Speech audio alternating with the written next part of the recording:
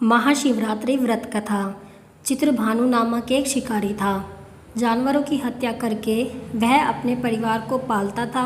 वह एक साहूकार का कर्जदार था, लेकिन उसका ऋण समय पर न चुका सका। क्रोधित साहूकार ने शिकारी को शिव मठ में बंदी बना लिया। संयोग से उस दिन शिवरात्रि थी। शिकारी ध्यानमग्न होकर शिव संबंधी धार्मिक बातें सुनता रहा।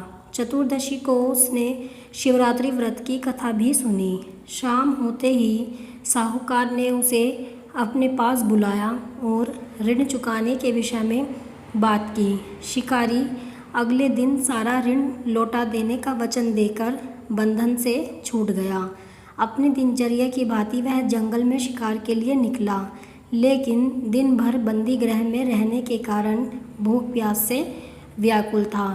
शिकार खोजता हुआ वह बहुत दूर निकल गया। जब अंधकार हो गया तो उसने विचार किया कि रात जंगल में ही बितानी पड़ेगी।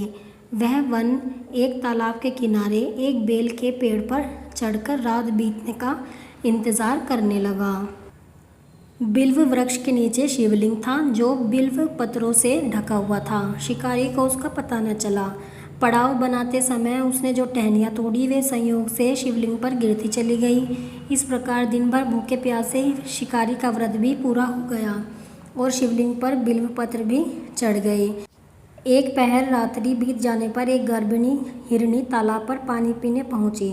शिकारी ने धनुष पर तीर चढ़ाकर ज्यों ही प्रत्यंचा खींची, हिरनी बोली, मैं गर्भिणी हूँ, शीघ्र ही प्रसव करूँगी। तुम एक साथ दो जीवों की हत्या करोगे, जो ठीक नहीं है। मैं बच्चे को जन्म देकर शीघ्र ही तुम्हारे समक्ष प्रस्तुत हो जाऊंगी, तब मार लेना। शिकारी ने प्रत्यंचा ढीली कर दी और हिरनी जंगली झाड़ियों में लुप्त हो गई। प्रत्यंचा चढ़ाने तथा ढीली करने के वक्त कुछ बिल्व पत्र अनायास ही टूटकर शिवलिंग पर गिर गए। इस प्रकार उससे अनजाने में ही प्रथम पहर का पूजन भी संपन्न हो गया।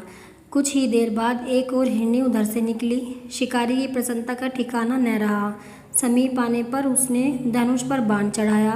तब उसे देख हिरनी ने विनम्रतापूर्वक निवेदन किया, हे शिकारी, मैं थोड़ी देर पहले ऋतु से निवृत्त हुई हूँ, कामातुर विरहिणी हूँ, अपने प्रिय की खोज में भटक रही हूँ। मैं अपने पति से मिलकर शीघ्र ही तुम्हारे पास आ जाऊँगी।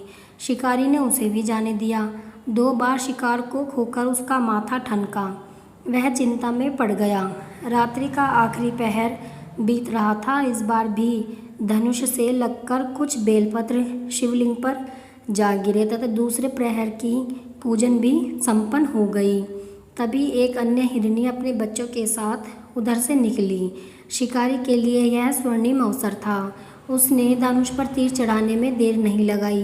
वह तीर छोड़ने ही वाला था कि हिरनी बोली, हे शिकारी, मैं इन बच्चों को इनके पिता के हवाले करके लौट आऊँगी। इस समय मुझे मत मारो। शिकारी हंसा और बोला, सामने आए शिकार को छोड़ दूँ? मैं ऐसा मूर्ख नहीं। इससे पहले मैं 2 बार अपना शिकार खो चुका हूँ। मेरे बच्चे भूख प्यास से व्यग्र हो रहे होंगे। उत्तर में हिरनी ने फिर कहा, जैसे तुम्हें अपने बच्चों की ममता सता रही है, ठीक वैसे ही मुझे भी। हे शिकारी, मेरा विश्वास करो, मैं इन्हें इनके पिता के पास छोड़कर तुरंत लौटने की प्रतिज्ञा करती हूँ। हिरनी का दुख भरा स्वर सुनकर शिकारी को उस पर दया आ गई। उसने उस मृगी को भी जाने दिया। शिकार के अभाव में तथा भूख प्यास से व्याकुल शिकारी अनजाने में ही बेल वृक्ष पर बैठा बेल पत्र तोड़ तोड़ कर नीचे फेंकता जा रहा था। पाँव फटने को हुई तो एक हष्टपुष्ट मृग उसी रास्ते पर आया। शिकारी ने सोच लिया कि इसका शिकार वह अवश्य करेगा। शिकारी की तनी प्रत्यंचा देखकर मृग विनती स्वर में बोला, हे शिकारी, यदि तुमने मुझसे पूर्व आने वाली 3 मृगियों तथा छोटे छोटे बच्चों को मार डाला है तो मुझे भी मारने में विलंब न करो, ताकि मुझे उनके वियोग में एक क्षण भी दुख न सहना पड़े। मैं उन हिरनियों का पति हूँ। यदि तुमने उन्हें जीवन दान दिया है तो मुझे भी कुछ क्षण का जीवन देने की कृपया करो। मैं उनसे मिलकर तुम्हारे समक्ष उपस्थित हो जाऊंगा। मृग की बात सुनते ही शिकारी के सामने पूरी रात का घटनाक्रम घूम गया। उसने सारी कथा मृग को सुना दी। तब मृग ने कहा, मेरी 3 पत्नियां जिस प्रकार प्रतिज्ञाबद्ध होकर गई हैं, मेरी मृत्यु से अपने धर्म का पालन नहीं कर पाएंगी। अतः जैसे तुमने उन्हें विश्वास पात्र मानकर छोड़ा है, वैसे ही मुझे भी जाने दो। मैं उन सब के साथ तुम्हारे सामने शीघ्र ही उपस्थित होता हूँ। शिकारी ने उसे भी जाने दिया। इस प्रकार प्रातः हो आई। उपवास, रात्रि जागरण तथा शिवलिंग पर बेलपत्र चढ़ने से अनजाने में ही पर शिवरात्रि की पूजा पूर्ण हो गई। पर अनजाने में ही की हुई पूजन का परिणाम उसे तत्काल मिला। शिकारी का हिंसक हृदय निर्मल हो गया, उसमें भगत शक्ति का वास हो गया।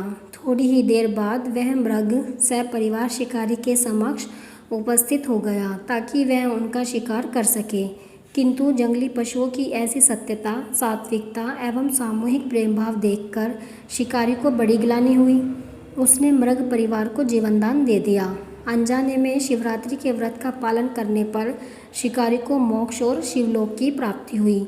आप कमेंट में ज़रूर बताएं कि आपको ये कहानी कैसी लगी है। अगर आपको कहानी पसंद आई है तो वीडियो को लाइक करें, शेयर करें, कमेंट करें और चैनल को सब्सक्राइब करें ऐसी ही और कहानियों के लिए, और साथ में नोटिफिकेशन बेल को भी प्रेस करें।